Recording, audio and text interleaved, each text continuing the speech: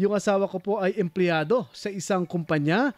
Isa sa ibinigay na trabaho sa kanya ang kumausap sa mechanic para sa negotiation ng price sa mga ipapagawa na labor and materials.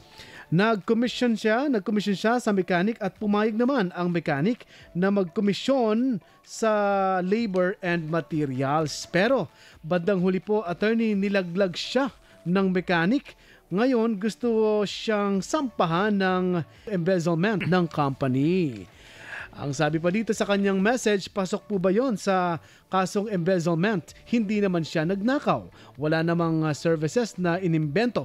Lahat naman nag-proceed at lahat may approval nila bago mag-proceed sa every transaction. Maraming salamat po, Attorney Villar. Go ahead po, Attorney Villar. I think ang tinutukoy po dyan na kaso na embezzlement is part nung estafa, no? Yung para kang nanloko, no? Hindi yung theft, pero para kang inutakan mo para makuha mo yung isang bagay na may value, no?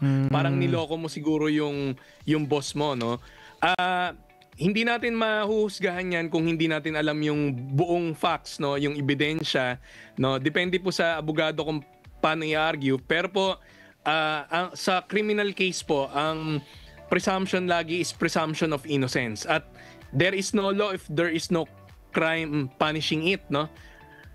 There is no crime if there is no law punishing it. So, pag kulang ng elements like yung wala namang intensyong magnakaw, like nag-usap lang sila nung mekaniko na bibigyan siyang komisyon at wala namang intensyong lokohin yung employer dahil siguro on top nung margin or existing yon na practice nung mekaniko, that way pwedeng lumusot, no? Pero again, depende po sa ebidensya ng prosecution sa kanong defense, no? Pero yung embezzlement po, mahirap patunayan yan kung aligasyon lang at bintang, no? Kung walang ebidensya, malamang po na maabsuelto naman.